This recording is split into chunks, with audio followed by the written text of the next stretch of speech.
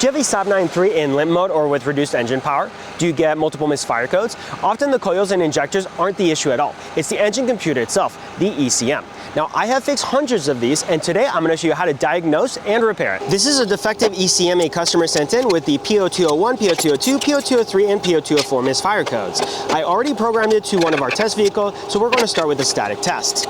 I have the laptop connected with the OBD link. Let's connect and make sure we're not triggering any of those misfire codes. And it does not look like we're triggering any codes at this time. So what I like to do is let the car idle for about 5 minutes. We'll rev a little bit and see if we can trigger those codes. If we still can't, then we'll go ahead and take it out for a ride. Okay, so it's been actually less than a minute and we have our check engine light. And we triggered P0687, which is not the misfire codes we were expecting. So we're going to do a quick screenshot to record the issue in the customer's tickets. But next, we're going to go ahead and actually clear the codes. And we're going to try and recreate the misfire codes that the customer was talking about. So I just re-triggered the P0687. I did not trigger any misfire codes. So we're gonna go ahead and take the car for a quick ride around the block and we'll see if we can trigger those. I was only able to trigger P0687, so let's pull the ECM and fix that fault. We start by removing the 3 screws and using this ECM opening tool. We're gonna pry the lid open. The P0201 through P0204 misfire codes and the P0687 ECM code we triggered today are typically caused by the same failing part in the ECM, which I will point out to you in just a moment.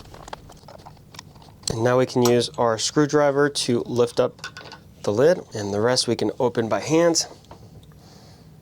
This is the processor that commonly fails. As you may have noticed, the processor chip does not have any pins at all, and that's because it sits on a ball grid array, which is why this is called a BGA type chip. Those solder balls over time will experience fractures, cracked solder joints, and will prevent the processor from properly communicating with the rest of the ECM.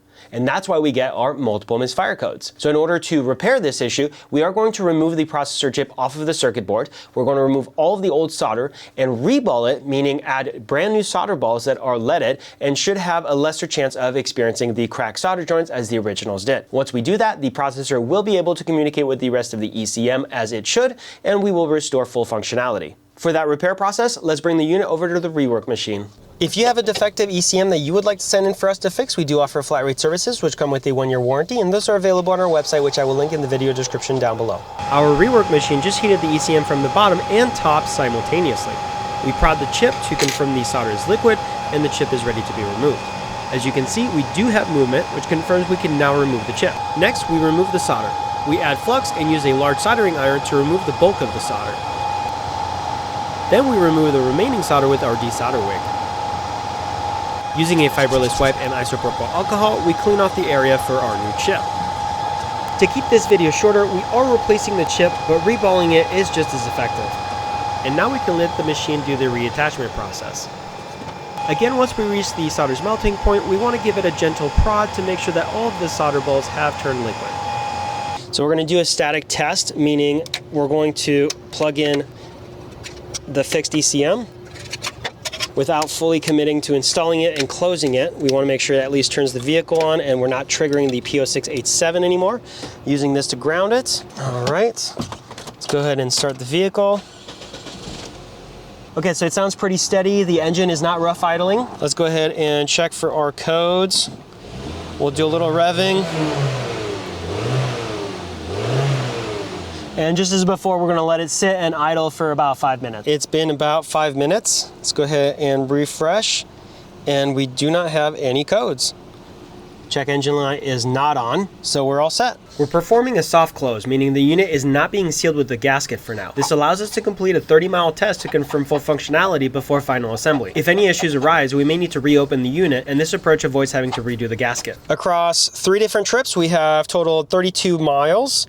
And we have not triggered any faults, just refreshed, and our check engine light is not triggered either. No more P0687. Now that we've confirmed the unit is fully functional, we can perform the full seal. A common mistake is failing to remove the original gasket, which prevents the new gasket from adhering properly. To ensure a proper seal, we first remove the old gasket and use a Dremel tool to clean the surface down to the bare aluminum. This provides a clean, solid surface for the new gasket to bond correctly. We also apply conformal coating to the processor chip for added protection. Once we've completed the seal, we'll do one final test to make sure that everything's still running 100%. Okay, so we just finished our final testing. We still don't have a check engine lights. We still don't have any of our codes. So that does confirm we have another successful repair. If you found the video helpful or useful, make sure to leave us a like, subscribe for more content, and thank you for watching.